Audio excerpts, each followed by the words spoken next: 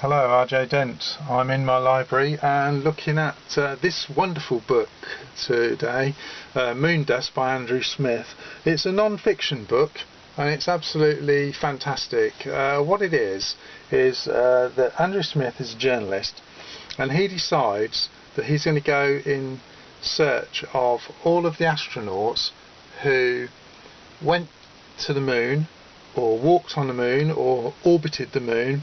There's only a limited number of astronauts who've done that, and of course as time has gone on, some of those astronauts now, because they're quite old, have died, and so there are fewer and fewer of them left. And so Andrew Smith wanted to interview them all and see what, and he was interested to see what had happened since they'd gone to the moon, but he was also interested in the aftermath. What did that mean? So if I just read the blurb, that will give you.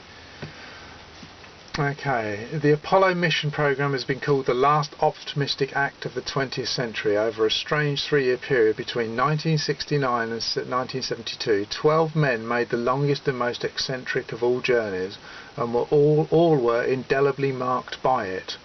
Of those astronauts who walked on the moon, only 9 are still alive. One day in the near future there will be none. No one on Earth will have known the giddy thrill of gazing back at us from another world. In Moondust, Andrew Smith sets out to find and interview the remaining moonwalkers in order to learn how their lives and ours were changed by this surreal adventure forever. And we've got blurb sort of quotes on the back from J.G. Ballard. Fascinating and disturbing. We know what happened inside, but what went on inside the astronaut's mind? Did any of them really recover from their strange journey? Extremely thought-provoking, says Ballard. Okay, and there's a couple of others from GQ, The Observer and Scotsman as well. But a wonderful, wonderful book, incredibly entertaining, incredibly informative, and a really good idea about looking at trying to get the responses, going to these people.